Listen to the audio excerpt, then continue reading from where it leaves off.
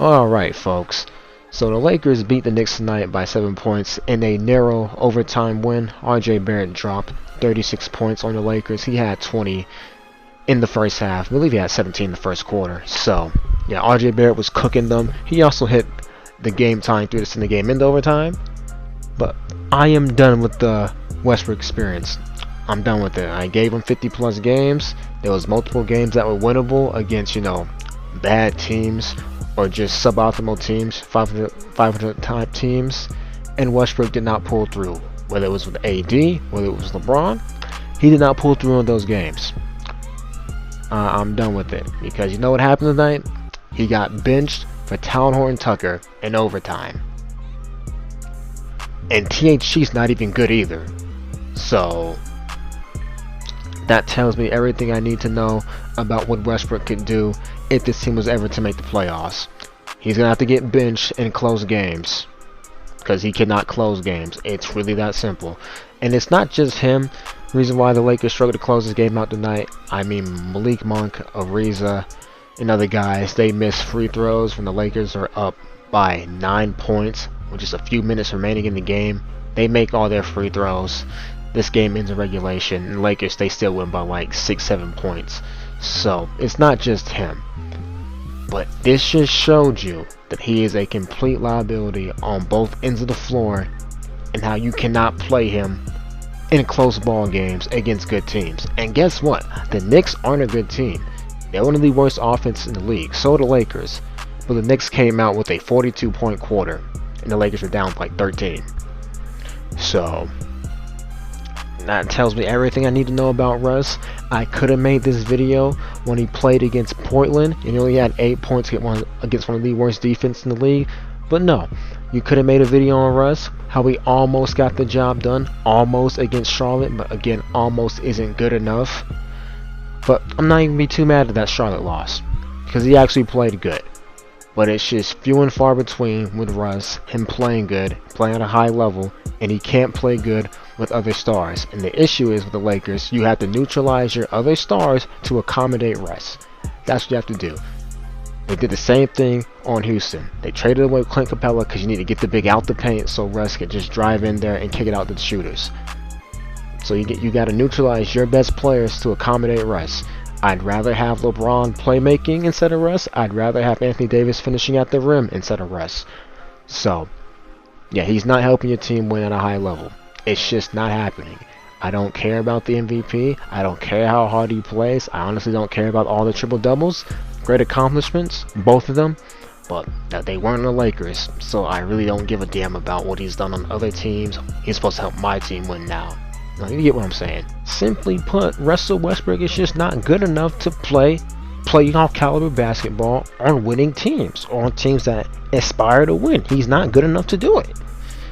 You know what these teams are going to do in the playoffs? Alright, Russ, beat us with your jumper. Open mid-range, open three. Beat us with that consistently in a 7-game series. He can't do it. He can't do it. And being that his athleticism has fallen off a little bit, he's even worse at finishing at the rim now. He was never an elite finisher at the rim, but there's a noticeable drop off when he gets by a guy. He has an open layup and it's just short. It just rolls off the rim because he just doesn't get as much lift as he used to, and he's not dunking the ball. And yeah, he's just not making these layups. He's not converting the layups. I don't know the excuse for him not to convert these layups, because these layups do be open most of the time and he misses them. Like, I don't know what to tell you. And his fans, his fucking fans, this is the main thing I'm done about, because he'll have one good game and a loss. Well, you see, Russ isn't the issue. Russ isn't the issue. Yes, he is. You literally point the majority of the team's roster issues on Russ. Because guess what? They had to give away a lot of players to get Russ, and those players could actually defend or be a threat from three. I'm not saying they were fucking marksmen. I know KCP will get the yips and not shoot at times. I know Kyle Kuzma's inconsistent, but they brought on the defensive end. Russ does not do that at all. He takes bad gambles, he gets lost ball watching, hunting rebounds, etc. And like when it came to the Clippers game, yeah, he took a bad angle on Reggie Jackson.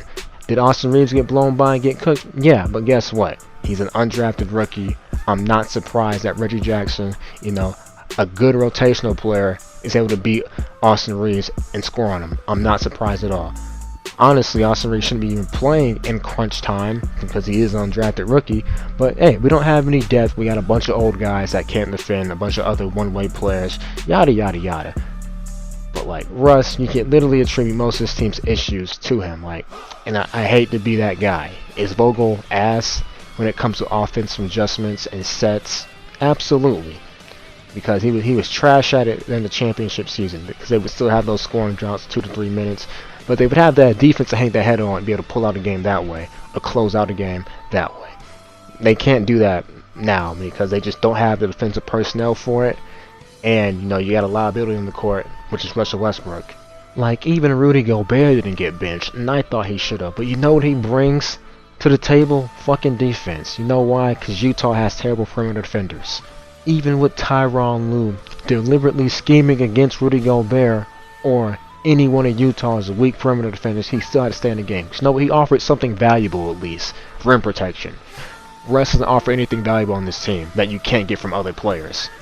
I mentioned that earlier, but I have to restate that again. Like, whatever he offers valuable on the team, you can get it from other players. Your playmaker, LeBron. Someone to finish at the rim, Anthony Davis. Defense, and this team doesn't have many good defenders. They're really just LeBron and Anthony Davis. But it's still something that other players can offer that he doesn't. Like, I'm over this experience. I know he's not getting traded because no one wants that contract. I'm going to wait till next year. It's an inspiring deal. But yeah, man, you Russ fans keep telling me he's a great player on a winning team and he's getting benched in overtime games and he's getting paid $44 million.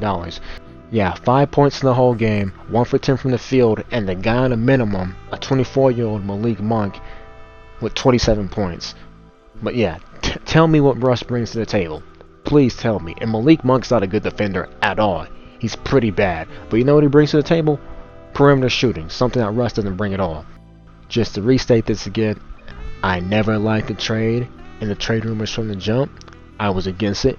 It does not take an acute basketball mind or savant to know this is not going to be a good fit with the other additional roster adjustments they added on.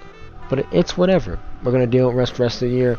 Hopefully he gets traded in the offseason, and whichever team he goes to, I hope he puts up great numbers and great stats. I know it won't amount to winning at the end of the day, but Russ is a Hall of Famer.